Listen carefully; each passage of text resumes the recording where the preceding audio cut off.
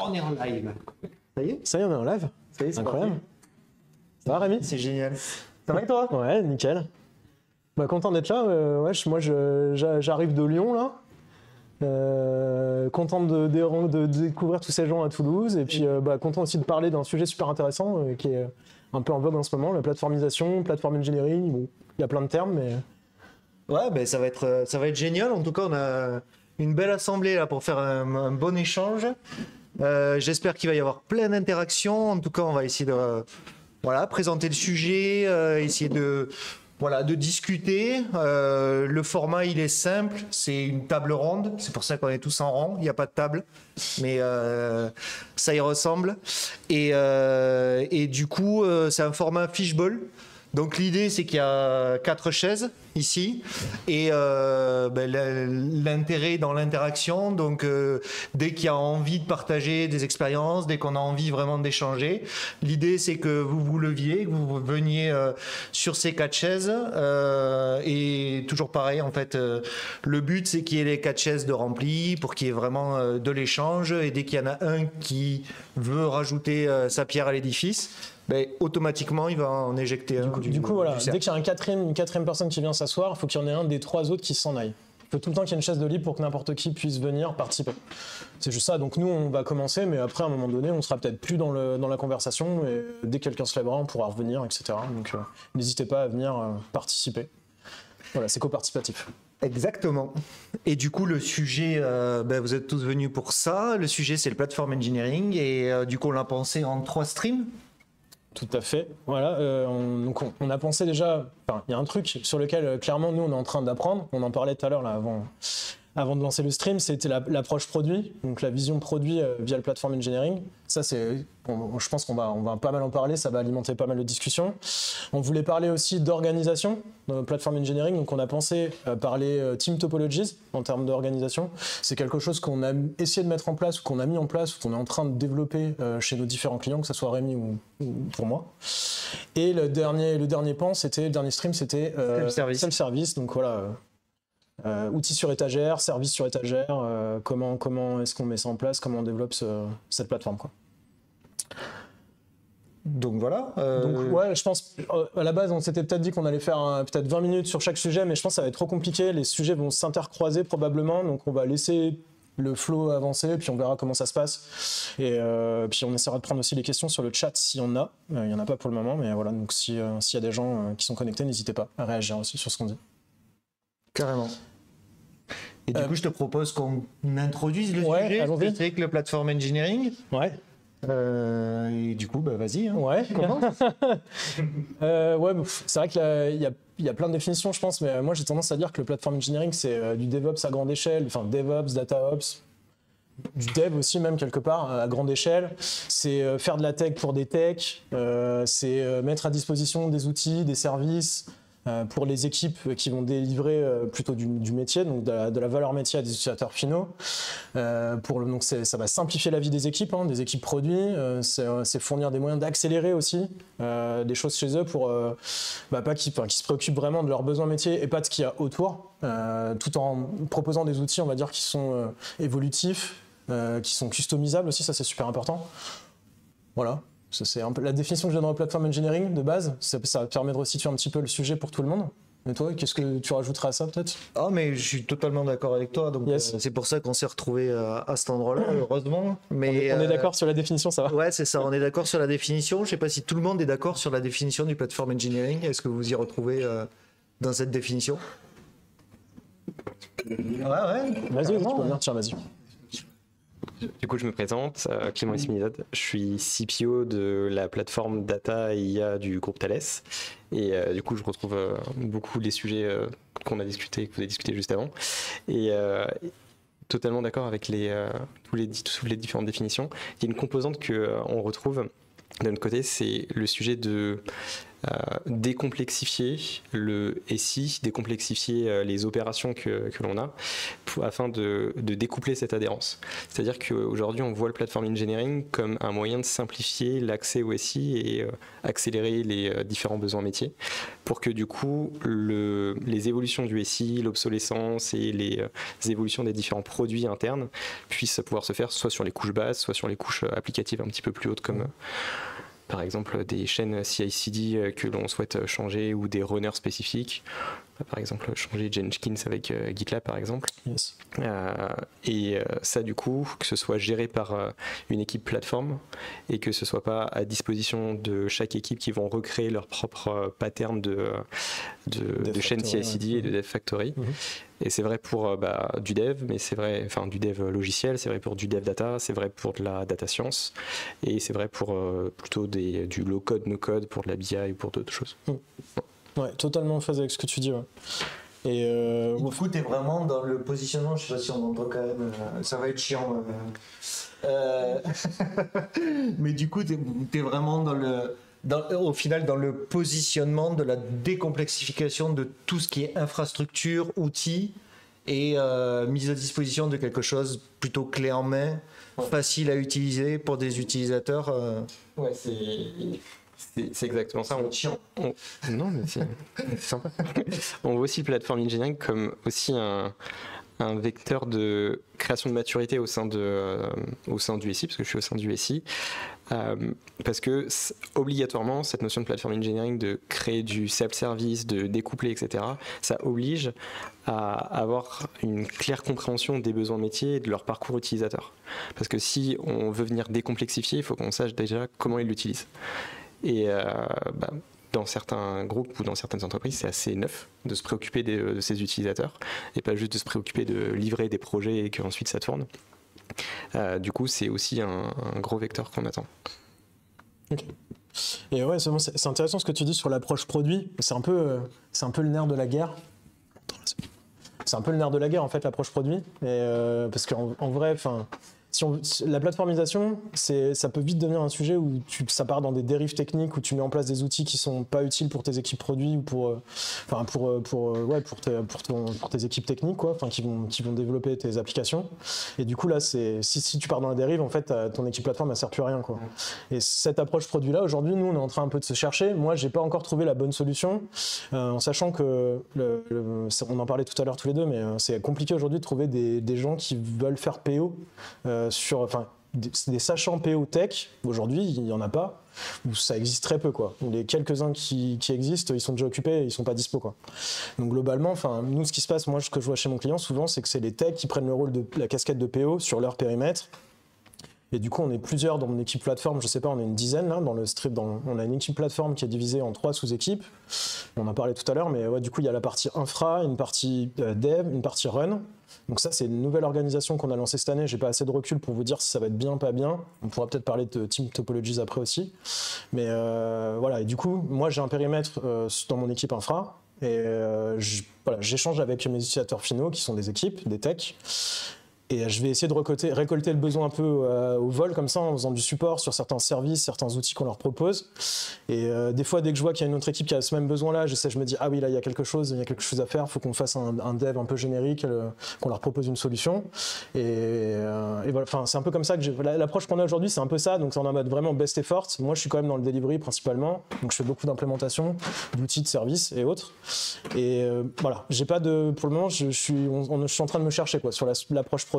J'ai l'impression qu'on n'a pas une vraie démarche, une démarche suffisamment orientée produit. On essaye, mais concrètement, c'est moi qui remplis le backlog avec d'autres personnes, quoi. Avec d'autres techs. Et c'est pas encore la solution idéale, je pense. Ouais, mais déjà, je pense qu'il y a un premier point, c'est que tu es dans l'approche user-centrique. Et rien qu'avoir ce mindset-là, c'est une première façon de te préoccuper de tes utilisateurs, de pouvoir livrer des produits qui vont être pensés pour tes users. Et après, le fait que tu commences en mode un peu bottom-up sur tu l'as vu chez un user, chez un groupe d'users, chez un autre, tu vas te créer une feature et peut-être qu'elle va pas être utilisée. Ou peut-être que finalement, ce que tu as vu, c'était plutôt contextuel ou c'était épisodique. Et bah, c'est la vie, ça arrive, c'est pour ça que tu dois monitorer ce que tu fais et que tu dois faire en sorte que ça soit utilisé.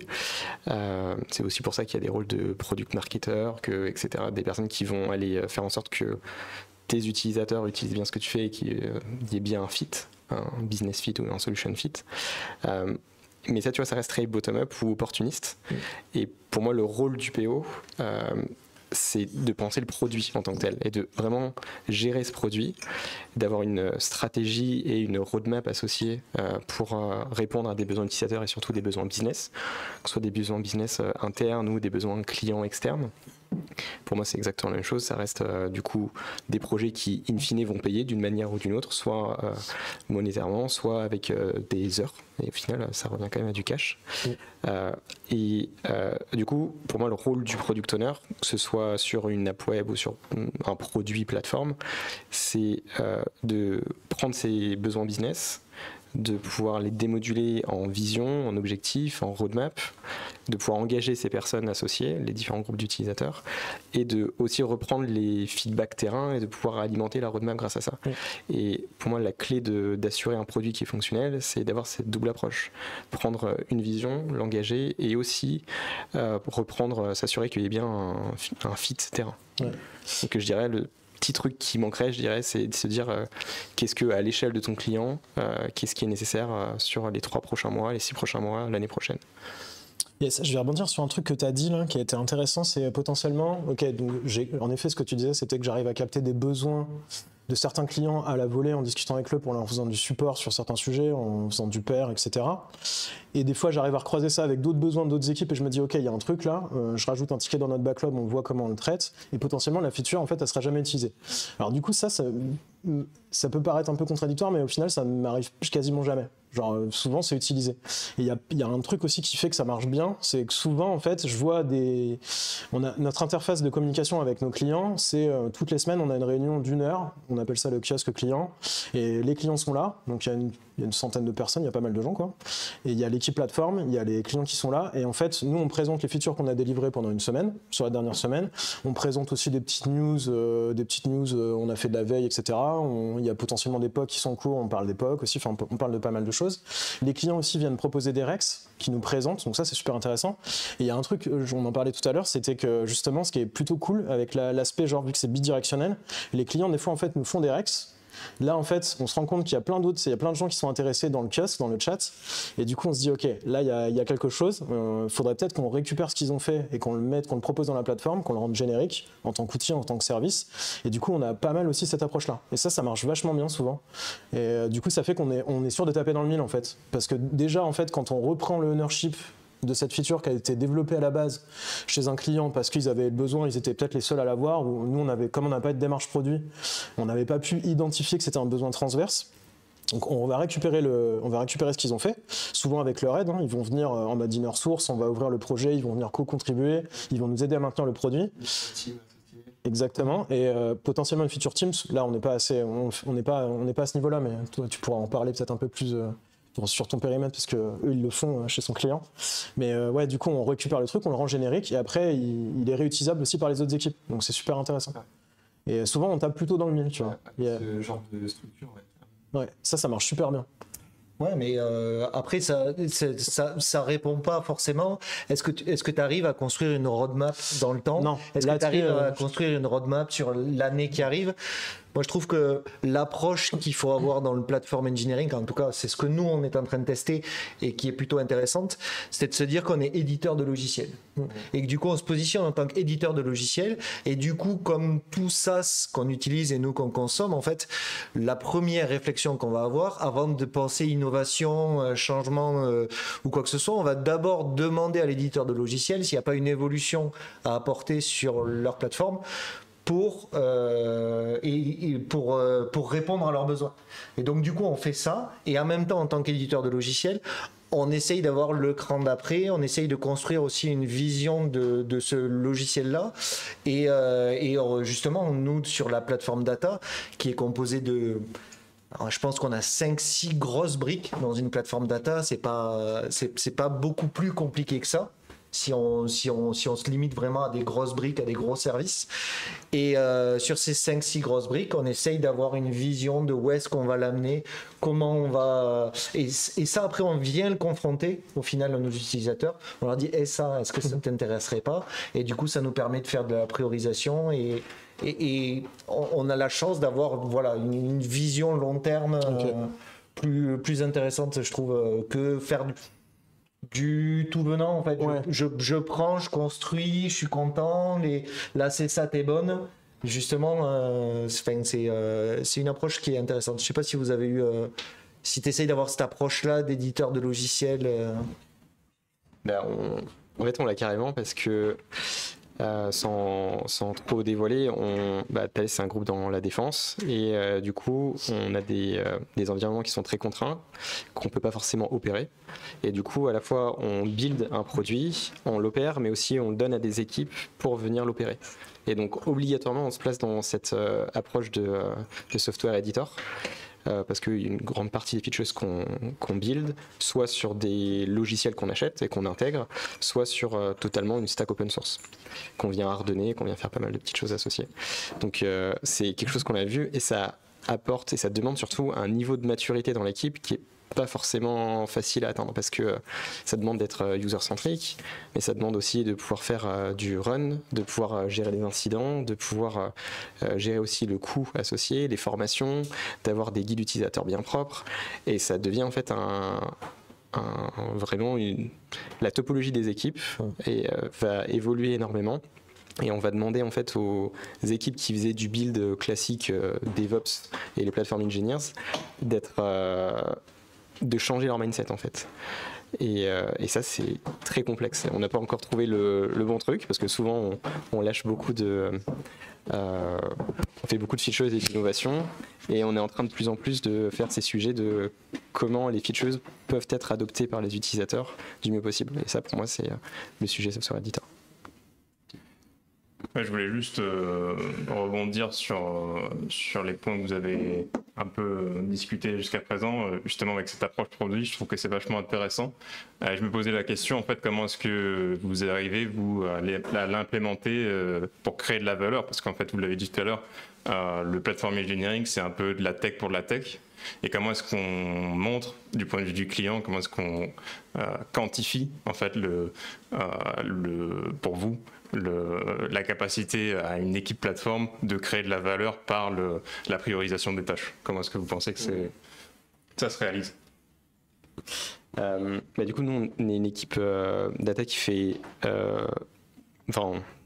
plusieurs équipes à l'intérieur du socle plateforme.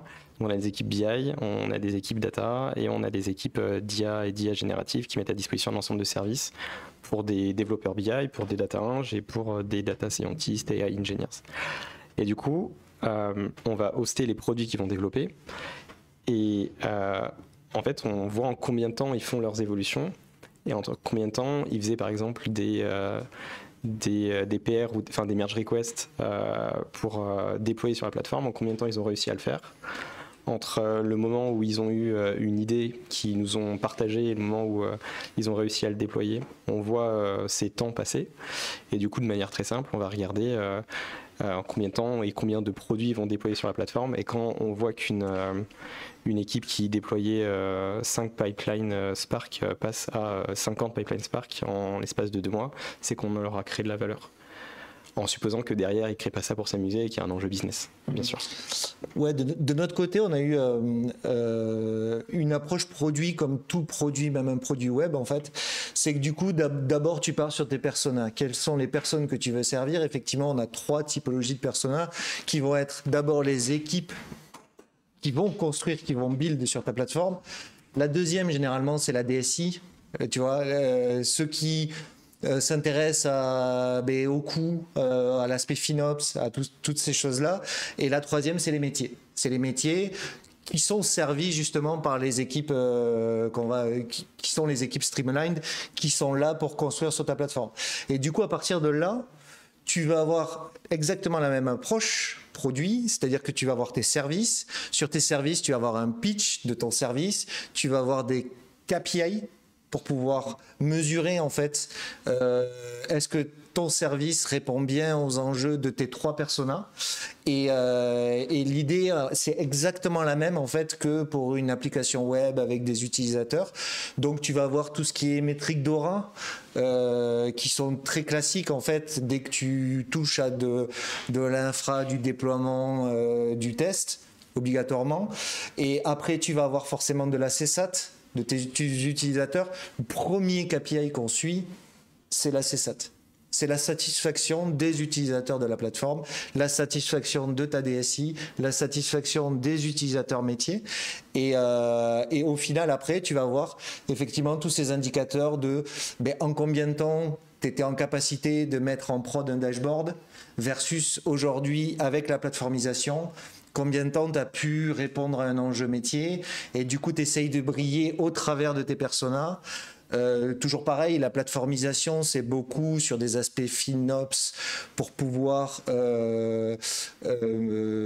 pour pouvoir réduire le nombre d'extracts que tu fais sur une base de données ou des choses comme ça. Tu vas vraiment réfléchir sur quelque chose de plus direct, plus light, et donc du coup obligatoirement tu vas avoir un aspect FinOps, donc tu vas aller regarder, fouiner ce qui se faisait avant, combien ça coûtait, et derrière tu dis regardez maintenant ça coûte beaucoup moins cher. Donc en fait on a essayé de trouver effectivement tous ces KPI, ces KVI qui sont ce que nous on va essayer de suivre et ce que nous on va essayer d'améliorer au quotidien, et c'est uniquement par ces KPI que tu arrives à embarquer tout le monde et surtout embarquer les métiers qui payent généralement. Un autre framework qui est intéressant aussi, c'est le framework A3R, enfin AARR, qui est où tu vas aller chercher, tu vas te poser la question de ta features à chaque fois.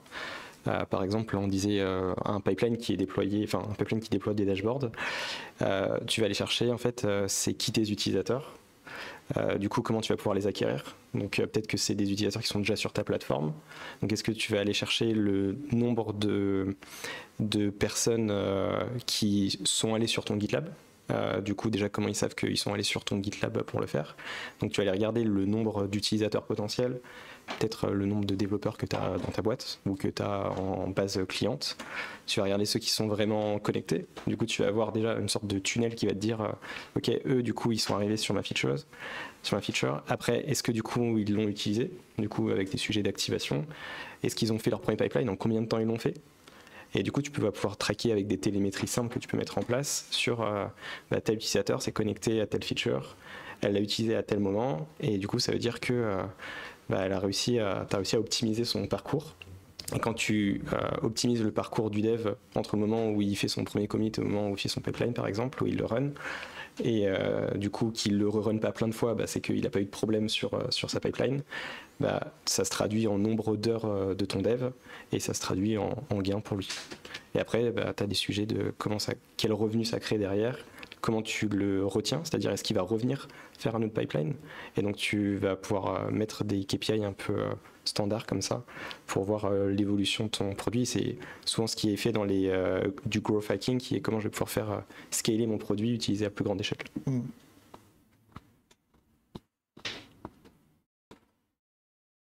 Impeccable. Pas d'autres questions? On peut peut-être continuer à avancer du coup sur tout ce qui est organisationnel, team topologies. Je trouve intéressant. Moi, j'ai un vrai,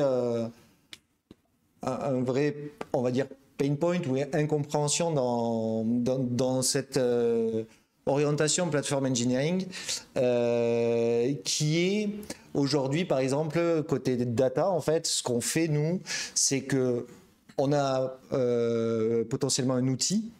Cet outil va être mis à disposition par des ops. Donc, on a un premier layer. Ces ops, du coup, te mettent à disposition un outil, et nous, on va construire un service sur cet outil. Un service qui va être pour décomplexifier, tu le disais tout à l'heure, l'utilisation de cet outil à la base. Donc en fait, on est en train de construire un millefeuille organisationnel. C'est que du coup, on a les ops, la plateforme team. Au-dessus, on va avoir les équipes streamlined. Et enfin, au-dessus, on a les métiers qu'on sert à la base. Et du coup, est-ce que tu as justement des pain points sur ah ben non, mais c'est pas moi, c'est les ops qui font ça.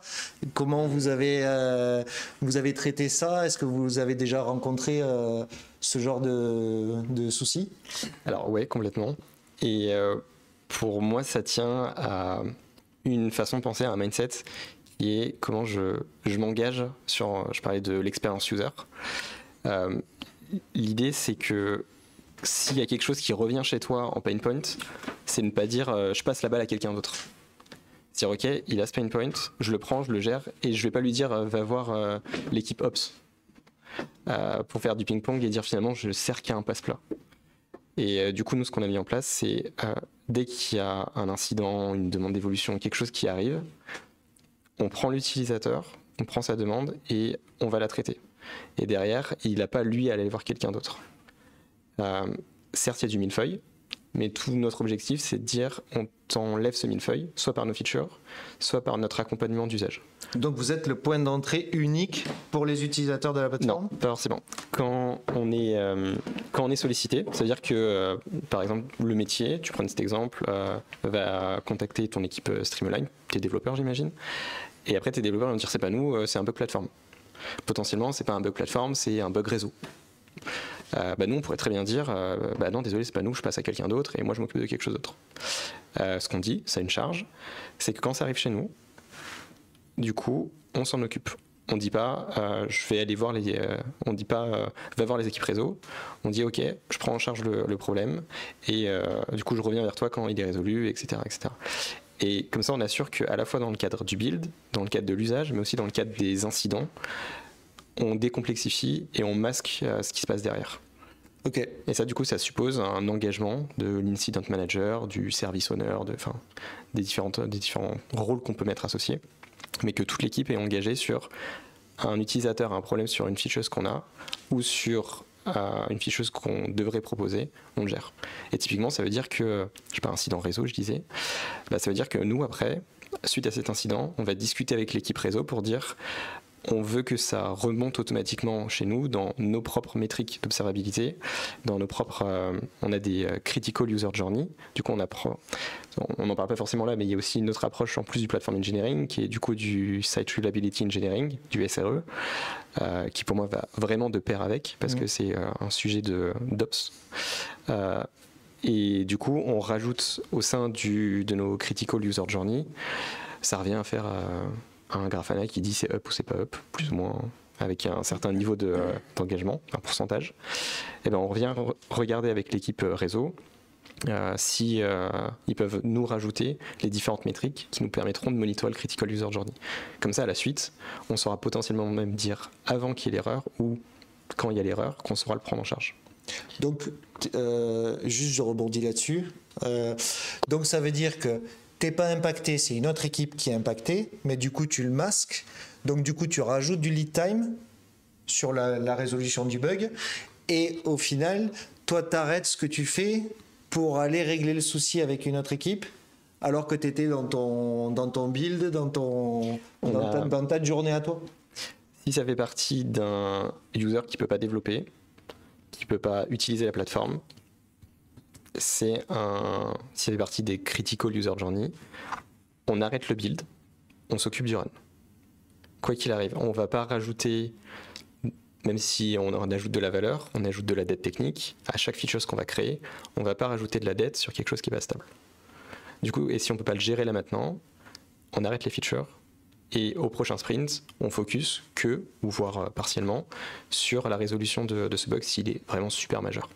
Pourquoi ? Parce qu'on est convaincu qu'un utilisateur qui a un problème et qui comprend que ce problème est géré et qui ne se reproduira plus, il est plus content d'avoir ça que de savoir qu'il y a de l'instabilité mais qu'on lui rajoute des paillettes ou même une fonctionnalité. Ouais, la question que j'allais te poser, c'est est-ce que vous êtes allé... je trouve que l'approche est super intéressante. Nous, on n'a pas réussi encore à faire ça. Et c'est de par notre organisation de base, en fait, où moi, je suis dans un programme qui fait partie d'une business unit qui est spécifique chez mon client. Et puis, en fait, il y a d'autres business units à côté. Et du coup, nous, des fois, on est dépendant d'autres platform teams qui sont ailleurs, qui sont pas dans le même qui sont pas forcément dans notre programme, et du coup enfin si tu veux, ils sont pas inclus dans la démarche de plateforme engineering qu'on a sur le programme, ils sont pas avec nous, donc on travaille quand même avec eux, mais du coup on n'a pas cette démarche là. Je trouve ça super intéressant quand même, et ça me fait réfléchir. Je me dis ok, il y a vraiment des choses sur lesquelles on doit s'améliorer collectivement chez mon client, et on devrait inclure limite toutes les business units chez le client pour qu'on ait cette approche là, genre il y a un seul point d'entrée pour les clients, comme ça se passe d'ailleurs sur AWS ou sur Azure. Quand on a besoin de contacter des services Teams sur AWS ou sur Azure, on passe par le support center, on leur crée un ticket, et puis après il y a quelqu'un qui nous répond sur chat, par téléphone ou par texto, enfin peu importe le moyen de communication, et du coup c'est lui qui fait l'interface en fait avec les services Teams, et du coup derrière souvent ils nous répondent ah bah là je sais pas gérer, je vais contacter les services Teams, je reviens vers vous dès que possible. Et du coup cette approche là, je trouve que c'est vraiment la bonne façon de faire, et nous on n'est pas arrivé jusque là encore, mais ça va peut-être changer, il faut qu'on s'améliore. Et la question que j'allais te poser, du coup, ça c'était pour réagir sur le point d'avant, et j'allais te poser une question par rapport tu parlais d'indicateurs là sur Grafana, je trouve ça super intéressant. Donc du coup tu fais passe-plat avec une autre équipe, et là vous dites ok, il faut qu'on fasse bosser l'autre équipe pour mettre en place des indicateurs de santé, etc. Et du coup est-ce que vous êtes allé jusqu'à mettre en place des SLI et SLO avec c'est de ça dont je parle, ouais, justement. Okay, yes. Et du coup vous avez après, donc l'équipe après s'est engagée auprès des clients finaux en disant voilà nous on va garantir tant de availability sur ce service et tout. Ouais, du coup parce que quand ils vont utiliser un service qu'on va faire par exemple un service de mise à disposition de LLM pour faire un assistant de code sur des environnements très restreints qu'on peut pas utiliser sur internet, on va quand même devoir le gérer. Il y a des développeurs qui vont devoir coder avec, donc on va devoir s'assurer que l'API qu'on met à disposition, elle a une qualité de service qui est moins sur la semaine, moins de 10% de rejet, pour en faire en sorte que 90% des développeurs sur tout le mois, ils aient ça. Okay. Et donc ils s'abonnent à ce service, mais ils s'abonnent en se disant dans le pire des cas, 10% de mes demandes vont être rejetées. Donc 10% de mon chat que je vais faire ou 10% de mon autocomplétion que je vais faire. Et ça, du coup, ça nous amène à des objectifs qu'on va avoir à dire il faut qu'on soit à 10%. Bon, on va prendre un peu de marge. On va s'assurer qu'il y a moins de 5% de rejet. Et dès qu'il y a plus de 5% de rejet, du coup, ça casse le critical user journey, et là on engage des investigations X, Y, Z, et pour ça on doit avoir des indicateurs, donc des service level indicators qui vont se baser sur du réseau, sur la disponibilité de l'API, on va faire des smoke tests, on va faire plein de trucs, ça va être sur est-ce que le modèle d'IA générative du coup fonctionne bien, bon niveau d'inférence, est-ce que les GPU sont up, est-ce que le stockage qui est associé up, enfin, tu vois, toute la couche de millefeuille.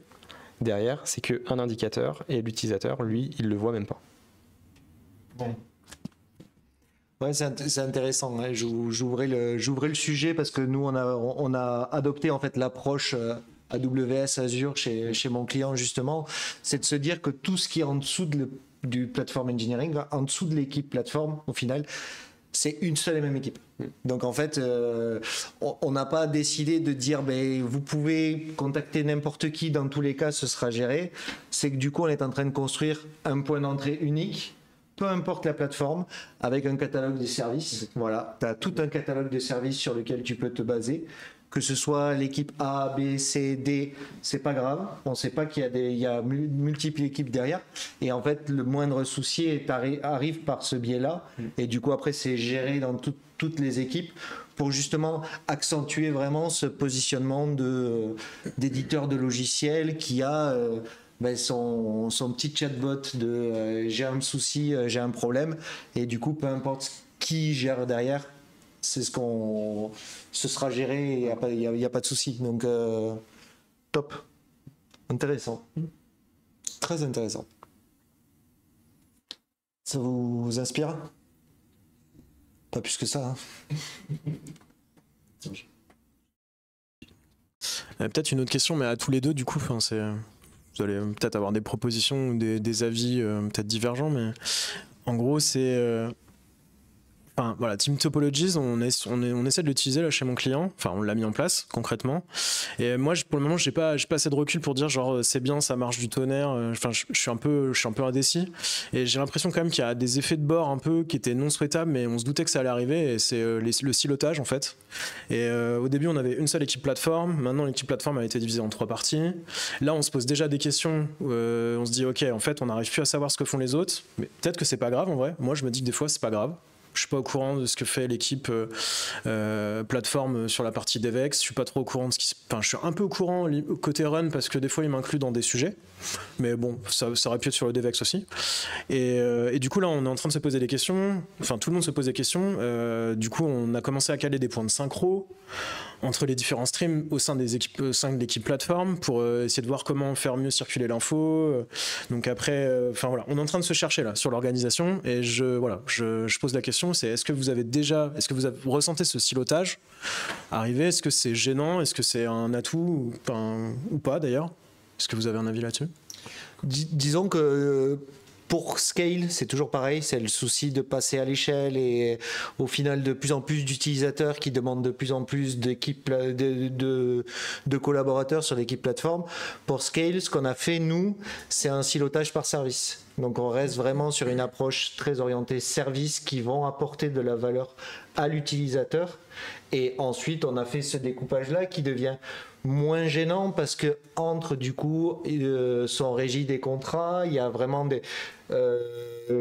toute une structure posée autour de chaque service et du coup on a fait ce découpage par service qui nous a permis de passer à l'échelle pour nous.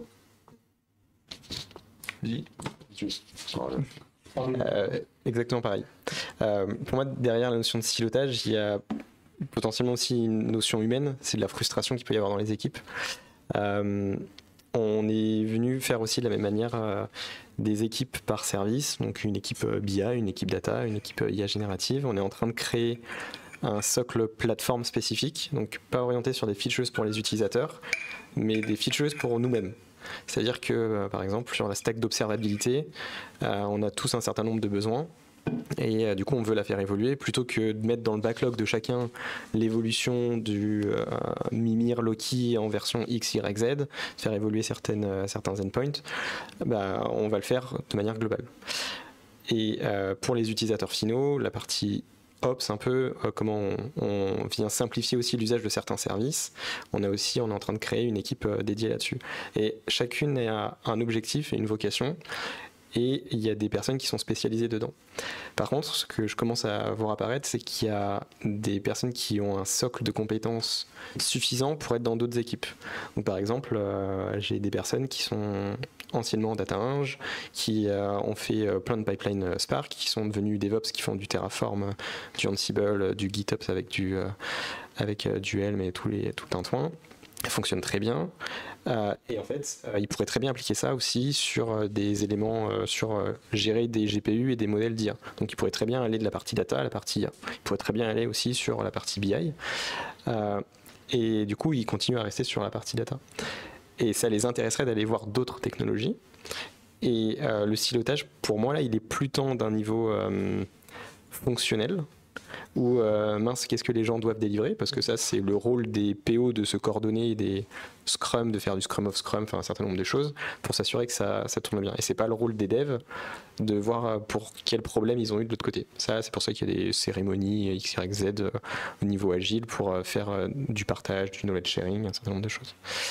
Donc c'est pas leur préoccupation. Par contre, leur ressenti pour moi du silotage que je vois chez les devs qui sont dans mes équipes, c'est j'aimerais bien aller faire autre chose, j'aimerais bien aller voir cette autre partie. Et là du coup ce que je suis en train de réfléchir, c'est est-ce que je peux pas les faire bouger d'un PI à un autre, ou sur 2 PI ou 3 PI, est-ce que je peux faire une circulation des équipes core dans d'autres équipes core. De la même manière qu'aujourd'hui, d'un point de vue d'un sprint, donc toutes les 2 semaines, on fait une circulation des parties, parce qu'on fait du build and run, et on n'a pas une équipe run dédiée. Et du coup, il y a une personne qui est extraite de chacune des teams et qui va faire que de l'incident management et du run associé. Et du coup, ce qu'elle va prendre sur ce sprint, elle va se le reprendre pour elle-même sur le prochain sprint, et elle doit fixer ce qu'elle a vu. Et du coup, elle va pas le donner dans le sprint de quelqu'un d'autre, etc. C'est t'as vu la merde que c'est, potentiellement que t'as créé ou qu'un pote à toi a créé, bah tu vas la solutionner. Okay. Et comme ça, on assure que la user experience est bonne, que le mec est responsabilisé, qu'il a vu du run, et ça fonctionne assez bien là-dessus. Mais par contre, là, on est en train de voir comment faire circuler ces personnes, pas juste du build and run, mais d'une équipe à une autre. Ok. Ouais, on n'est pas encore arrivé là, je pense, mais ça va venir. On a déjà évoqué la possibilité qu'on puisse switcher d'équipe entre infra, dev et run. Par contre, on a quand même, enfin, je rebondis sur ce que tu dis, mais on a quand même un moyen de se partager de l'info, même si je vois qu'il y a un petit peu de silotage et problème de circulation d'infos. Des fois, il y a des personnes, comme je disais, qui peuvent t'inclure dans certains sujets, parce que c'est un sujet de fond dans une des équipes et qui vont inclure d'autres personnes des autres streams. Et du coup, ça va te permettre de prendre des infos, aider à développer le sujet sans forcément l'implémenter, quoi. Mais tu vas venir leur filer un coup de main. Et il y a un truc qui marche pas mal, je trouve aussi, c'est comme on est vraiment, la plupart des projets que nous on fournit sont en mode inner source, que ce soit des outils ou des services.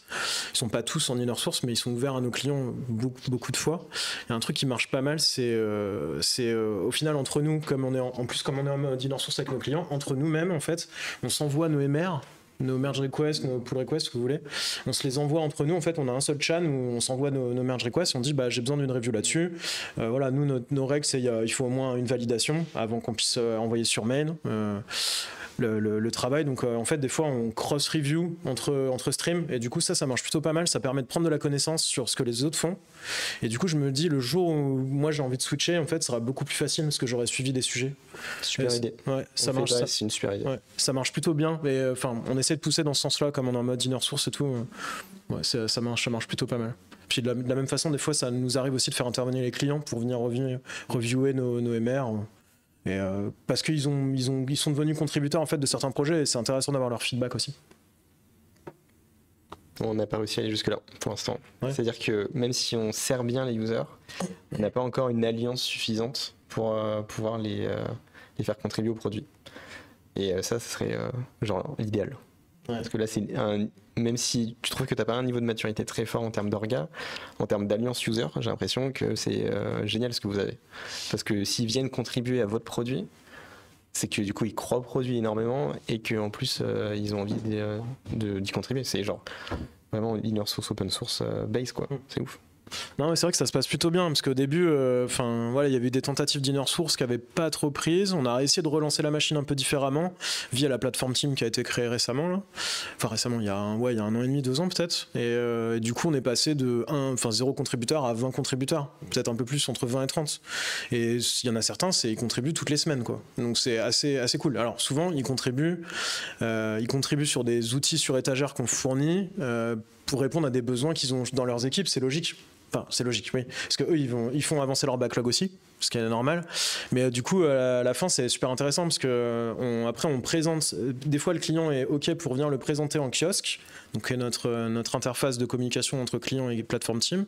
Ils viennent présenter de nouvelles features aux équipes. Enfin à tout le monde. Des fois, si le client n'est pas dispo, c'est nous qui le faisons. Ouais, il y a une petite évol, merci à telle personne qui a contribué, etc. Donc c'est super intéressant. Ça permet aussi de célébrer les petites victoires, quoi. Enfin moi j'aime bien cet aspect-là. Et je trouve que ça marche très très bien. Ouais. Et vous avez réussi à... Hop là. Et vous avez réussi à pousser le vice au bout, on va dire, à faire du versionning, à avoir une release note à chaque fois qu'il y a une évolution du service, à faire toute la com qu'il y a derrière, vous assurer que voilà, les gens en ont pris note. Ouais, alors on utilise un truc qui s'appelle Semantic Release. C'est un petit outil qu'on a mis en place sur la plupart des outils qu'on maintient. On est moins orienté service. Enfin, toi, chez ton client, c'est plutôt service. Toi aussi, j'ai l'impression, chez Thales. Nous, on a quelques services, mais c'est plutôt des outils sur étagère. Donc, ça va être des modules Terraform, ça va être donc en inner source, ça va être des templates GitLab CI, ça va être une pipeline par exemple pour fournir du Renovate. Donc les gens peuvent juste récupérer ce qu'on a fourni dans les templates GitLab, mais on a proposé aussi des configurations réutilisables via du JSON, donc ça s'appelle des presets dans Renovate, peu importe. Du coup, ils sont centralisés sur un projet chez nous. Du coup, en fait, en gros, en 5 lignes de code chez eux, ils arrivent à mettre en place une pipeline Renovate qui va venir mettre à jour toutes leurs dépendances. Et du coup, tu peux me reposer ta question, je crois que je me suis un peu perdu, mais ouais, versioning, ouais, SEMREL. Et du coup, on utilise SEMREL, donc Semantic Release. On l'a mis en place en fait. On a une pipeline GitLab qu'on a.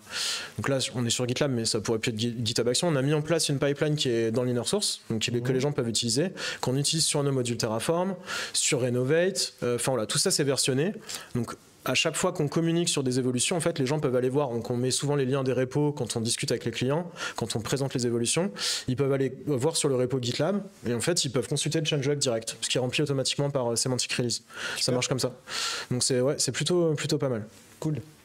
Et ça bon, après, on a des problèmes mais, avec ce système-là, mais ouais, c'est plutôt pas mal pour suivre notamment la partie rétrocompatibilité.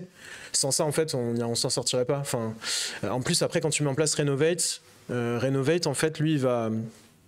Par défaut, ce qu'on a fait, c'est on a configuré Renovate pour il va t'auto-merger les merge requests qui sont sur du mineur ou du patch. Donc, c'est rétrocompatible a priori.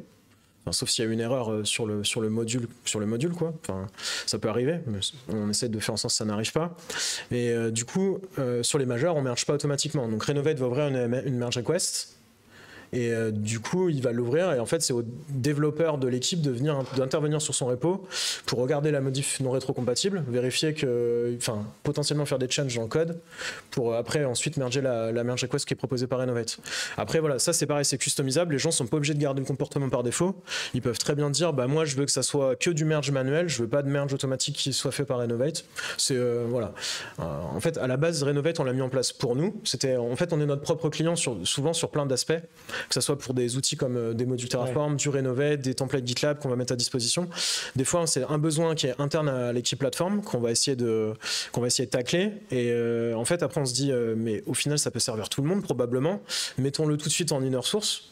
Ou idéalement, en fait, après, si on est ouvert à l'extérieur en open source, c'est même encore mieux, parce que dans ce cas-là, tu profites aussi des potentielles contributions extérieures. Là, nous, c'est que de l'inner source, mais c'est déjà pas mal. Et du coup, on le met tout de suite en inner source et bah voilà, les gens peuvent venir contribuer. Enfin, ça fait évoluer aussi le produit, c'est super intéressant quoi. Yes. Et autre question qui n'a pas forcément de lien, comment vous assurez que vos services sont correctement utilisés? Que du coup il n'y a pas de dérive, l'accompagnement, l'éducation à la prise en main du service, une fois qu'il est release, c'est toujours pareil, hein, on a beau annoncer quelque chose, c'est toujours compliqué de savoir que ça existe, comment l'utiliser, qu'est-ce que ça apporte, vous le faites comment? C'est assez dur sur les sujets data. On essaye de mettre des métriques à chaque fois sur, je parlais un peu de sondes d'usage, on essaye de récupérer la dernière fois qu'un utilisateur a déclenché une pipeline GitLab, la dernière fois qu'il a submit du code sur une base SQL à faire un schéma, etc. Des choses comme ça. On essaye de traquer les parcours utilisateurs et mettre des sondes à chaque fois associées. C'est souvent très custom. Et du coup, on a vu assez souvent que certaines évolutions des features venaient casser les sondes et du coup ça cassait le parcours utilisateur et on avait des métriques qui étaient plus fiables. Donc ça c'était pas ouf. Et à la fin, il y a le truc qui fonctionne toujours, c'est le NPS, le Net Promoter Score, de demander à l'utilisateur comment tu te sens, est-ce que c'est bien par rapport à l'ensemble des features, est-ce que tu nous le recommandes, si cette feature-là, qu'est-ce que tu en dis, etc. On essaye de cibler les features avec l'utilisation des personnes et on inclut toujours un petit est-ce que tu connais cette feature ou pas, est-ce qu'elle t'intéresserait, pour essayer de faire de l'acquisition en plus d'utilisateurs.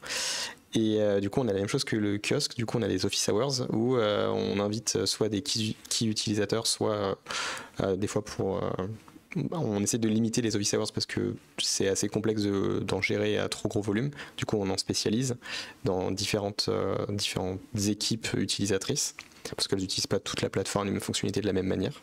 Et après, on a des keynotes et du coup, à chaque fois, on vient faire un rôti, récupérer comment les personnes se sentent, est-ce qu'elles aiment bien à la fois les office hours ou les keynotes et également comment elles s'apprécient la plateforme. On a plein de canaux différents et du coup chacun pour des niveaux de compréhension d'usage différents. Il n'y a pas une réponse unique. Je vois ça, ouais. Ouais, on a un peu la même chose nous via le kiosque. En fait, on fait pareil on fait du rôti. En gros, on prend du feedback des clients comme ça, donc ça nous permet d'avoir un peu, mesurer un peu la satisfaction customer. Ça, c'est le truc le plus important, je pense, qu'on utilise aujourd'hui. Après, nous aussi, quand on release nos produits, nos outils, etc., on a les métriques DORA, on en parlait tout à l'heure aussi, pour essayer de mesurer la qualité de ce qu'on fait en général, quoi. Voilà le temps qu'on met pour faire une nouvelle feature, etc. Donc sachant qu'on a un rythme, en plus les kiosques, je sais pas comment, enfin nous c'est toutes les semaines. Ouais, c'est toutes les semaines aussi. Ouais, c'est ça. Ouais. Donc c'est vrai que toutes les semaines, au final, ça prend du temps aussi. Concrètement, ce point-là, c'est assez chronophage. Ça mobilise quand même pas mal de gens. Il y a beaucoup d'intervenants à chaque fois dans le kiosque. Il faut alimenter un point pendant 1 heure. Donc l'équipe plateforme, elle alimente vraiment le point pendant 1 heure. Donc c'est plutôt 30-40 minutes parce qu'après, souvent, il y a soit des règles, soit des how-to qui sont faits soit par l'équipe plateforme, soit par des clients. Donc ça permet, voilà, on a toujours plein de sujets à présenter. Mais ouais, c'est assez chronophage de faire ça. Donc c'est à prendre en compte, quoi. Parce que c'est important, parce que c'est l'interface de communication avec les clients. Mais ouais, c'est très chronophage. C'est vrai que nous, chaque release, en fait, chaque évolution des services s'accompagne quasiment systématiquement d'un mode-up pour de la documentation, en fait, de cette release, parce que généralement, les release notes sont pas forcément self-explicit, c'est toujours assez compliqué de savoir comment il faut l'utiliser, donc on essaye vraiment d'avoir toute cette partie documentation, toujours pareil, dans un positionnement de... Je suis éditeur de logiciel, j'ai une évolution de mon logiciel, mais derrière j'ai un user manual qui vient et qui est à jour et qui est maintenu. Je trouve que le pain point est vraiment de le maintenir justement et de passer du temps à s'assurer que c'est bien à jour. Mais c'est vrai que nous, on a cette approche-là effectivement de une demi-heure toutes les semaines où on se voit, plus ces release notes, plus les sprint review parce qu'on est organisé en agile, donc en fait on fait toutes ces évolutions avec des sprint review où on a où on essaye d'avoir tous nos utilisateurs finaux pour justement avoir un moment où on récupère la CSAT justement ou le NPS et du coup on vient présenter absolument tout avec des démos live sur les possibilités du service, mais ouais, on y rajoute nous tout cet aspect doc. Vous l'avez aussi? Ouais, mais on se donne le droit de pas le faire. Parce qu'on communique, ouais. Oh là là. On communique aussi sur la maturité du service. C'est-à-dire que quand on va mettre un service, on assume que c'est du POC et qu'on a besoin d'utilisateurs pour le tester. On assume que c'est de l'early access. Et après, on assume quand c'est de la general availability. Et donc, on se donne le temps de faire une doc de qualité, mais pour autant, on accepte de livrer. Et de dire, on a fait cette ficheuse, soit c'est dans la roadmap, on pense que ça va intéresser, etc. Et quand on donne une date avec des niveaux de maturité. Les niveaux de maturité, passage du POC à l'early adoption, à la general availability, c'est une maturité tech, une maturité de service, un fit market. Est-ce que les utilisateurs ont un intérêt? Il y a plein de trucs qu'on a killés en phase d'early access parce que soit on n'était pas mature, c'était du coup incidentogène, soit c'était pas la bonne techno, soit il y a une techno qui est arrivée qui a absolument tout chamboulé, soit enfin plein de choses où même l'utilisateur se dit bah non, je vais pas. On l'avait fait en POC avec du coup une personne dans une cave, ça fonctionnait très bien. Et du coup quand on l'ouvre à plus de personnes, bah là tout de suite il y a pas un bon fit et du coup il n'y a pas un bon usage, donc on accepte de killer le truc. Et donc le niveau de doc il peut arriver beaucoup plus tard. Et ça, les users, ils sont OK pour nous, en tout cas. Ouais, bah oui, quand c'est annoncé comme ça, effectivement. OK. Et du coup, tu disais que vous donniez le droit aussi, potentiellement, de faire des choses hors roadmap. Ouais. J'entendais comme ça. Donc, du coup, vous avez aussi la possibilité d'innover. Ouais. Ce que je comprends dans votre équipe. C'est ça, ouais. Et est-ce que vous laissez la possibilité à vos utilisateurs d'innover sur votre plateforme aussi? Ça, c'est une vraie question. Alors, on n'a pas encore la capacité de l'utilisateur de mettre à disposition des nouvelles technologies qu'on n'aurait pas validées. C'est-à-dire que dans ce cas-là, ça passe par nous qui le développons. C'est justement le sujet de est-ce qu'ils peuvent contribuer. Aujourd'hui, ils ne peuvent pas. Parce que je considère qu'on n'a pas un niveau de maturité et surtout l'organisation qui le permet. Parce que derrière, ça veut dire que faut qu'on soit suffisamment solide sur nos process d'ingénierie. Il faut qu'on soit aussi suffisamment solide pour l'accompagnement de l'utilisateur et son onboarding, sur également s'assurer que la personne a bon niveau de maturité pour développer et pour pas faire d'erreurs, sur des gestions de droits, sur plein de choses. Je considère qu'on n'est pas assez prêt pour ça. Donc ils peuvent innover avec les outils qu'on leur met à disposition, donc plutôt business et innovation, mais l'innovation tech, elle n'est pas possible. Et ça, du coup, c'est nous qui le prenons à notre charge et du coup, on va le regarder. Ok. Donc c'est votre équipe qui avait le fun et pas les autres. Au niveau plateforme, ouais, c'est nous qui avons le fait et pas eux, malheureusement. Super. Est-ce qu'on n'attaque pas le stream self-service? qu'il est déjà 20h. Le self-service, ouais. Ouais. Donc c'est vrai que moi je vais commencer, je vais lancer par ça, mais c'est vrai que nous on a pris une approche justement self-service plateforme où on a un catalogue de services avec un point d'entrée qu'on appelle un showroom qui va nous permettre d'avoir la visibilité de chaque service, chaque pitch de service, qu'est-ce qu'il va faire, et du coup la possibilité à partir de là d'accéder à ce service-là et de pouvoir l'utiliser comme il le souhaite. L'idée derrière, c'est qu'on a backé ça par un système de contrat en fait, où on met à disposition au final nos services assez simplement à l'utilisation, et on a poussé. Oui. Oh. On a une question. Vas-y, lis-le à haute voix pour tout le monde. Monsieur Magne. Alors, à haute voix, excellent cette mise en maturité EAGA, ça donne de l'innovation produit et de la prise de risque volontaire pour aller chercher le marché, même sur une plateforme interne. C'était pour répondre, je pense, à ton point tout à l'heure. Carrément. Carrément. Merci beaucoup. Donc oui, donc self-service avec une approche catalogue backée par justement des contrats. Comment vous avez géré ça, vous? Alors, ouais, je pense qu'on est un petit peu moins avancé que vous. Je sais pas si c'est à cause du fait qu'on propose plus des outils sur étagère que des services sur étagère. Je t'en avais déjà parlé. Mais du coup, on a un GitLab Pages, en gros, qui est notre point d'entrée, qui va être notre doc. La doc, c'est bon. J'ai pas réagi sur ce que vous disiez juste avant, mais on essaie de fournir une doc as code à chaque fois, donc c'est via du Markdown. On essaie de tout faire comme ça maintenant, mais c'est encore un peu chaotique parce que historiquement, c'était beaucoup Confluence. Un peu de README, et beaucoup de Confluence. Là maintenant, on a fait le choix plutôt de s'orienter vers de la doc as code, et on a commencé à faire un MKDocs GitLab Pages pour centraliser tout ça. Et du coup, le GitLab Pages vient sourcer sur les README des autres projets, quoi.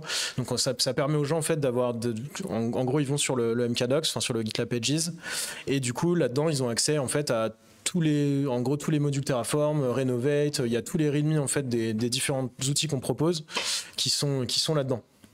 Donc c'est notre point d'entrée. Je pense que c'est encore un peu chaotique. Il y a beaucoup de gens, comme on a encore Confluence, il y a beaucoup de gens aussi qui vont des fois chercher sur Confluence et qui connaissent pas le point d'entrée du GitLab Pages. Donc c'est pas encore idéal, je pense. Mais on tend à faire plutôt ça, avoir un seul point d'entrée comme vous. Et les gens se baladeraient là-dessus et comme ça, ils ont une idée des services qu'on propose. Ouais. Donc pour pallier aux soucis de documentation, ce qu'on fait, c'est quand il y a des nouvelles Streamline Team qui arrivent dans le programme là. C'est qu'on fait un onboarding spécifique en fait pour ces équipes-là. Donc c'est l'équipe plateforme en fait qui fait un onboarding pour ces équipes. On prend l'équipe, il y a 2 personnes de l'équipe plateforme qui vont les onboarder pendant 1 heure. On leur présente un peu tous les outils qu'on met à disposition. Tous les outils, tous les services, tout ce qu'on fait. Il y a tout un système aussi dont j'ai pas trop parlé, mais qui va être qu'on appelle la baseline, qui permet en fait de mettre en place des choses de façon transverse, un peu les fondations sur des comptes AWS. Et on fait ça sur tous les comptes AWS. Donc c'est quelque chose que ça c'est pas ouvert en inner source pour le coup, mais c'est quelque chose qu'on fait et on leur présente ces features-là. Donc on leur présente une bonne partie des features qu'ils peuvent utiliser. Comme ça, ils savent dès le départ, par exemple, qu'ils n'ont pas besoin de mettre en place. Toutes les équipes font du Terraform. Ils savent direct qu'ils n'ont pas besoin de mettre en place un bucket pour gérer leur state, une table DynamoDB pour gérer les locks. Ça c'est fourni. Ils savent que s'ils veulent stocker leurs access logs CloudFront ou autre, ou de bucket S3, et on fournit déjà un service qui est déployé comme ça, etc. Donc voilà comment en fait on leur donne en gros les informations. C'est clairement pas idéal, je pense, parce qu'en 1 heure c'est impossible de couvrir tout le périmètre qu'on gère, mais au moins ça leur permet déjà d'avoir des informations, plus ils ont GitLab Pages après pour essayer de retrouver des choses, et voilà. Mais clairement c'est améliorable. C'est pas idéal encore aujourd'hui. Il y a beaucoup de gens qui ont du mal à trouver les bonnes infos. Ouais, et ça rejoint en fait le sujet d'avant où je parlais de dérive, d'utilisation de tes services. Au final, tu m'en parlais tout à l'heure, c'était que t'es jamais à l'abri d'avoir un meet avec quelqu'un et puis au final il est en train de t'expliquer qu'il est en train de mettre des logs dans un bucket S3 et qu'au final le service existe mais qu'il n'en avait juste pas connaissance ou alors il avait eu son onboarding il y a un an quoi. Comment vous le gérez ça Ouais, bah ça arrive encore, ouais, ça arrive assez régulièrement en fait. Des fois, les gens se rendent compte qu'ils ont fait un truc et qu'en fait, on proposait déjà le service mais ils l'avaient pas vu. Du coup, après, bah, ils refactorent ce qu'ils ont fait pour utiliser notre service. Des fois non, des fois c'est pas forcément facile de le faire tout de suite, mais s'ils sont en train de le faire et qu'ils s'en rendent compte pendant le dev, ils vont essayer de switcher sur la solution qu'on propose. Mais ouais, en fait, c'est comme tu dis, c'est quand tu as onboardé une équipe, un an plus tard, en fait, il y a tellement de nouveautés qui sont arrivées, même si on les a présentées via le kiosque, qui est notre interface de communication avec les clients. Des fois, les gens sont en vacances, des fois, ils n'ont pas le temps d'aller au kiosque, du coup, ils viennent pas, ils en loupent, du coup, ils loupent des infos au vol, donc ils vont se remettre à développer des choses, parce que le kiosque, c'est pas obligatoire, hein, clairement. Enfin, notre interface, c'est du opt-in, opt-out, les gens viennent quand ils veulent, mais ils ont le droit de pas venir.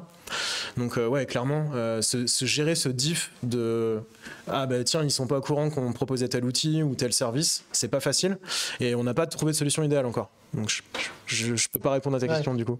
C'est un peu délicat. Du coup, ouais, souvent il y a des gens qui nous contactent en mode ah mais oui, en fait, ça on propose quelque chose. T'as bien fait de me contacter. Par contre voilà, ça c'est sûr au final, on se rend compte qu'on est très nombreux à faire beaucoup de support. Moi, je pense que ça me prend quasiment un tiers de mon temps toutes les semaines, donc c'est assez énorme. Ça va être du support pour faire monter en compétence les gens des fois sur des technos. Ça peut être sur des services ou des outils qu'on propose. La plupart du temps, c'est ça quand même. Donc, ça nous permet de voir aussi qu'il y a des failles dans la doc qu'on fournit. La personne n'a pas trouvé la doc ou le bon point d'entrée, ou elle est tombée sur une vieille doc qui était sur Confluence, qui est plus mise à jour depuis plus d'un an. Enfin, voilà, on essaie de s'améliorer comme ça, mais clairement, il faudrait.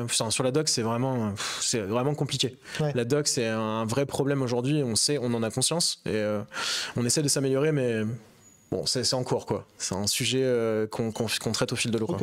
Ok, c'est un vrai sujet. Et du coup, il y a une question justement dans le chat qui est sur le self-service en lien avec les release notes et le SEMVer. Comment vous arrivez à pousser une maturité de la release note ? Par défaut, l'historique Git semble beaucoup trop brut de fonderie et light pour être consommé par des clients. Et il prend justement l'exemple de Keycloak qui fait des méga release notes à chaque majeur. Est-ce que du coup... Ouais, bah on utilise Semantic Release, hein, donc du coup c'est totalement basé sur le fait que en fait, tous nos projets, tous les outils et services qu'on propose, on respecte conventional commits. Du coup, donc, à chaque fois, on fonctionne en mode squash commit sur les projets de la plateforme. Donc, à chaque fois, on fait du squash merge. Donc, on a un seul commit, en gros, une MR. On essaie de le faire une MR minimaliste pour itérer beaucoup plus vite. C'est plus facile aussi pour rollbacker si on a des incidents. Et du coup, le titre de la MR, c'est le message de commit. Enfin, c'est le commit de title et la PR description, enfin la MR description, c'est le commit body, quoi. Et on met aussi en footer le ticket Jira associé pour pouvoir faire le lien aussi avec les tickets retracés. Et aujourd'hui, en fait, c'est comme ça qu'on alimente le changelog, en fait. Okay. Donc et SAMREL se base sur le fait qu'il faut qu'on respecte semantic versioning ou conventional commits pour que ça fonctionne, quoi. Donc il faut vraiment qu'on a une norme à respecter et on la respecte. On a mis des checks qui vérifient dans la CI qu'on respecte systématiquement ça. Donc si quelqu'un, ça c'est notamment pour les nouveaux contributeurs, quand ils arrivent, souvent ils vont se planter dans la description de la MR ou dans le titre. Et au moins il y a un job qui leur dit c'est pas bon. D'accord. Voilà. Et même sur l'inner sourcing, on a plein de choses à améliorer. On le voit là, on a commencé à faire des guides on a commencé à rajouter des contributing.md partout dans les projets. Inner source, c'est en cours de construction. Et en fait, là, maintenant, on a un autre problème, c'est que comme on a plus de contributeurs, et ça devient un peu difficile de suivre toutes les merge requests qui sont proposées. Et des fois, en fait, on en oublie. Il y a des clients qui nous repingent, on peut merger, c'est mon travail et tout. Et parce qu'en fait, maintenant, on a trop de merge requests en fait, limite, à gérer. Du coup, là, il faut qu'on travaille sur l'automatisation. Ouais, non, mais c'est cool. Hein. Franchement, l'inner source, ça marche vraiment bien. Et par contre, il faut qu'on travaille sur l'automatisation de choses sur les reviews de MR pour que aujourd'hui, il y a trop souvent les mêmes retours qui reviennent. Donc, c'est pour ça qu'on a fait le contributing.md. Vous avez des retours sur les reviews? Donc en fait, on fait souvent les mêmes retours sur les reviews. Et c'est pour ça qu'on a fait un guide de contribution. Donc ça, c'est un premier step, mais je pense qu'il y a moyen encore d'automatiser encore plus les reviews pour aller plus vite. Mais voilà, non, en gros, en vrai, c'est un peu comme Keycloak, je pense, vu qu'on se base sur conventional commits. Ça fait des changelogs à chaque fois que tu fais une mineure ou une patch, tu as un nouveau semantic release met à jour ton changelog, et quand tu as une majeure c'est pareil, c'est marqué breaking change, donc voilà, c'est comme ça, et pour le moment on n'a pas mieux que ça, c'est automatisé cette partie là, c'est déjà pas si mal, mais c'est clairement c'est améliorable. Il y a pas mal de clients qui se plaignent, on a des problèmes de bruit aussi avec Renovate notamment dans les release notes, dans le changelog. Renovate qui faisait pas mal de bruit, donc on est en train d'améliorer ça aussi. Des fois on a des mises à jour de code qui vont être sur de la doc ou des exemples de code qu'on fournit dans les modules Terraform, du coup ça fait une nouvelle release, là on est en train d'essayer de tacler un peu ce genre de problème pour pas qu'il y ait trop de bruit, mais c'est quand même utilisé par les clients, c'est ça qu'il faut retenir quand même. C'est déjà bien automatisé et c'est plutôt cool. On a déjà d'ailleurs un commentaire là qui dit super pour le contenu de MR avec body complet et lien Jira en footer. C'est une bonne idée. C'est vrai que nous, on a fait le choix de faire tout en manuel, à l'ancienne, de faire des mod-up très facilement digestes par absolument tous nos utilisateurs. Et c'est vrai que c'est un pain pour nous pour l'instant. Ouais, en plus, c'est vrai que c'est un outil qui est assez facile. On pourra en reparler après si tu veux. Je pourrais vous aider aussi si jamais vous avez besoin d'aide là-dessus, mais c'est assez facile de le mettre en place. On l'a déjà mis en place chez pas mal de clients. C'est vrai que ça marche plutôt bien. Et après, nous-mêmes, on a aussi des choses où on n'a pas encore mis en place tout ça, tu vois. Donc la partie semantic release, changelog qui est généré automatiquement et tout, on a nous-mêmes des projets qui sont pas encore à jour là-dessus, quoi. D'accord. Et Renovate, c'est pareil, on l'a mis en place sur, je pense, 2 tiers de nos projets, mais il reste encore un tiers à gérer, quoi. Okay. Et on l'a pas fait parce qu'il y a de la dette à gérer, et la dette, pour l'absorber, pareil, il faut des gens pour l'absorber. C'est un autre sujet encore, la dette, on en a pas trop parlé, mais ouais, on a un peu du mal à... Non, on va pas en parler. Il n'y a pas de dette. Mais ouais, du coup, on la traite au fil de l'eau, je pense, comme beaucoup d'équipes, mais ouais, ça c'est un truc qu'il faut sur lequel on mette un peu plus d'efforts sur certains sujets. Yes. Et du coup, il y a une question qui date sur le versionning, justement. Est-ce que vous gérez du LTS? Et si oui, comment vous le gérez en termes de run et de gouvernance? Et sinon, comment vous voyez la chose? Non, ouais, on n'est pas allé jusque-là encore. Ouais. Donc on gère pas encore ça, et en vrai en fait on maintient même pas donc par exemple quand on fait une nouvelle release majeure, donc avec un breaking change sur un module Terraform, les modules Terraform, il y a certains modules en fait qui ont évolué tellement vite parce que c'est des fois en fait il y a des modules, c'est un peu des méta-modules, donc c'est des modules qui vont utiliser plein d'autres modules Terraform eux-mêmes pour déployer des briques assez complexes qui vont permettre de gérer l'authentification par exemple.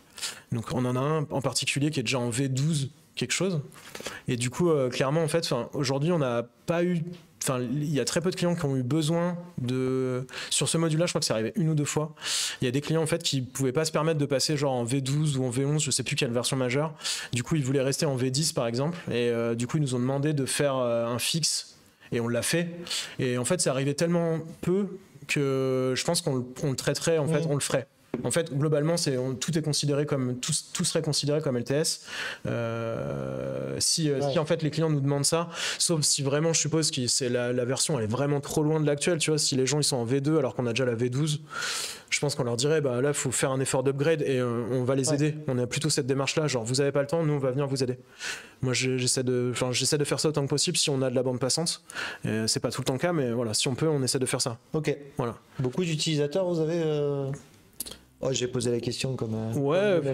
Après, je sais pas, c'est difficile de savoir, hein, parce que, on traque pas notre nombre d'utilisateurs. On a le nombre des fois, on arrive à traquer le nombre de downloads de certains outils, mais ça va pas dire en fait combien d'équipes l'utilisent, combien de devs, etc. Ouais. C'est un peu difficile à traquer, mais je disais au kiosque, on a une centaine de personnes souvent quand même qui sont présentes. Sur les 100, il doit y avoir une vingtaine de personnes qui sont l'équipe plateforme, donc ça fait quand même 80 clients qui assistent. Et au kiosque, donc ça fait quand même pas mal de gens, et en vrai derrière ces 80 personnes là, des fois c'est que le tech lead qui vient et qui va après peut-être refaire un débrief de ce qui s'est dit au kiosque à toute son équipe, donc en vrai potentiellement ça peut représenter 200-300 personnes, je sais pas trop. Difficile. Nous on est encore en phase de build, mais c'est vrai que l'approche que j'avais très brute, c'est de se dire pas plus de 2 versions où on maintient, le reste c'est du deprecated, et débrouillez-vous en fait pour faire l'upgrade de version. Vous avez une release note, vous savez ce qui a changé. c'est rare que ce soit vraiment des gros breaking change. Donc c'est vrai que les services, on essaye de les garder light. Et ça, vous avez du V2 encore utilisé. Alors vous en êtes à la V12 ou c'était plus pour l'exemple? Non, ouais, bah, en vrai, l'exemple, je me rappelle plus pour quelle version c'était, mais je crois que s'ils étaient en V6 et on était déjà passé en V8, V9, du coup, on leur avait dit, bah, migrer, en fait, ça sera mieux, mais ils pouvaient pas le faire à l'instant T, ils avaient pas la bande passante, donc du coup, on a fait l'effort de cherry-picker, parce qu'on avait fixé dans la 2 versions majeures au-dessus, je crois, et on a fait l'effort de cherry-picker, de le réadapter pour leur version, et pour refaire, on a fait une branche de maintenance, parce que du coup, Semantic Release, c'était la première fois qu'on faisait ça, on a réglé Semantic Release pour qu'il gère les branches de maintenance. D'accord. Au départ, c'était que main. Et après, on l'a réglé pour qu'il gère les release /2.x, enfin 2.y.z, enfin x.y.z, pour qu'il gère ces branches-là aussi. Donc, il est capable en fait de faire de la release aussi sur des branches de maintenance. Ok. Et c'est réglé comme ça partout maintenant en fait, parce que comme on est notre propre client, en fait, Semantic Release, il est dans une pipeline GitLab qui est partagée en inner source, que nous-mêmes on utilise pour nos modules Terraform, et on fait, enfin voilà, on est notre propre client, donc tout ce qu'on propose sur étagère, on l'utilise nous-mêmes pour nos propres projets. Ok. Donc Renovate, Semantic Release, les modules Terraform, Vous êtes vos premiers clients. Ouais, c'est ça, exactement. Du coup, 20h15, à moins que vous ayez de nouvelles questions. J'ai une question. C'est juste une question, c'est pas une contribution. J'ai une question, après c'est plutôt organisationnel. La PE Team, si je peux l'appeler comme ça, elle a plutôt tendance à venir compléter, intégrer, remplacer un CCOE en termes dans une organisation dans laquelle il y a déjà un CCOE, il y a aussi des services mis à disposition, etc., et qu'il y a une approche de platform engineering qui est en train d'arriver ou qui veut être proposée. J'ai du mal à voir l'existence. Ouais, après j'ai envie de te dire, ça dépend du contexte client, enfin du client chez qui t'es. Moi tout à l'heure je disais qu'en fait on n'a pas une démarche genre de plateforme engineering globale à l'entreprise pour le moment. Peut-être ça viendra. Là c'est à l'échelle d'une seule business unit. Et du coup on dépend d'autres plateformes. Donc le CCOE, moi je fais pas partie du CCOE aujourd'hui. Et pourtant on fournit aussi des services sur les comptes AWS de nos clients. Tu vois. Donc on est aussi un peu quelque part fournisseur de services, mais nous-mêmes en fait on est clients du CCOE. Donc sur d'autres fonctionnalités sur lesquelles on n'a pas la main, et parce qu'ils sont gérés par d'autres teams, et en fait très bien, enfin ça nous va très bien d'ailleurs qu'on n'ait pas tout à gérer, parce on serait pas assez gros. Donc après, si tu peux pousser cette démarche platform engineering à l'échelle de l'entreprise dès le départ, en fonction de la taille de l'entreprise, c'est plus ou moins difficile, hein, mais si tu peux le faire dès le départ parce que c'est une PME ou autre, enfin c'est cool, autant avoir cette démarche là directe. Et auquel cas en fait le CCO limite ça fait partie, tu l'intègres à ta plateforme team. Ta plateforme team va être subdivisée entre plusieurs feature teams qui vont gérer différents services, et du coup en fait le CCO vient là-dedans, en fait il est mergé là-dedans, et du coup dans ton CCO tu avais peut-être quelqu'un qui gérait une partie je sais pas plutôt sécurité, et ben pouf t'as une feature team security qui va te fournir des services sur ton cloud provider pour la partie sécurité, pour fournir du WAF ou je ne sais quoi, ou de l'OTAN ou des choses comme ça, tu vois. Et après tu auras une feature team pour l'OTAN, une feature team pour la partie WAF, Shield, que sais-je, sur AWS. Et ça c'est à la limite c'est ce que je te conseillerais de faire si tu peux mettre en place cette démarche là, c'est vraiment cool. Nous aujourd'hui on n'est pas là, enfin moi en tout cas dans mon contexte on n'est pas arrivé encore là, mais ça arrivera peut-être, j'espère que ça arrivera, ce serait cool. En tout cas on échange quand même pas mal, on est client d'une autre plateforme team qui est ailleurs, et on essaie vraiment de se rapprocher avec eux. Je pense que ça va dans le bon sens, en tout cas on essaie de pousser cette démarche là, et ça va venir je pense. Et nous on est intégré au CCOE. Ok. Du coup, dans le CCOE, il y a différents départements, enfin très large. Il y a des départements de sécu, il y a des business office, il y a des parties Cloud Foundations, Data and AI Foundations, et des gens qui développent pour des utilisateurs qui sont considérés comme des accélérateurs. Et du coup, les équipes plateformes, elles sont multi-départements, donc par exemple Cloud Foundations et Data and AI Foundations. Nous, typiquement, on se repose sur les équipes Fondation Cloud qui mettent à disposition des environnements cubes. Et du coup, on ne va pas gérer ces environnements cubes-là. Et du coup, eux, ils ont leur propre équipe plateforme sur ce socle-là. Et du coup, nous, on a un propre socle plateforme sur les sujets plutôt data IA, et ça dépend des personas, ça dépend du service qu'on va proposer. Et nous, on ne vient pas proposer un service de bout en bout avec toute la couche cube, toute la partie infra, etc. Et on se repose sur d'autres personnes. Mais par contre, l'approche plateforme, elle est commune à tout le CCOE. Et du coup, on a des personnes qui ont des compétences et qui vont dans différentes équipes associées. C'est le dernier point. Ouais, mais c'est Cédric. Ah oui, dernier point de Cédric, ouais. Ok. En théorie, donc le CCOE, on parle de compétences et d'expertise sur un sujet donné, donc limite de team enabler, tandis que Platform Team propose des services. Les deux devraient être complémentaires. Ouais, complètement. Enfin, je suis en phase avec ça. Enfin, moi, c'est ce que je vois aujourd'hui chez mon client, c'est totalement complémentaire. Et en vrai, je pense que ça changerait quasiment rien si on les intégrait. Enfin, si on se disait demain, ok, en fait, on n'a plus qu'une seule plateforme team à l'échelle du goût de l'entreprise, et ça marcherait. En fait, ça marcherait quasiment. Enfin, il faudrait faire un peu de réorg, hein, mais en vrai, ça marcherait assez vite parce que en fait, on est déjà organisé en feature team. On a plusieurs plateformes team dans plusieurs BU, quoi, mais ça pourrait marcher. Et le CCOE, en fait, déjà, eux, il n'y a pas genre une équipe qui gère la partie CCO toute seule. Ils sont déjà un peu en feature team, j'ai l'impression. Je suis pas tout le temps en contact avec eux, mais ouais, ça marcherait complètement, quoi.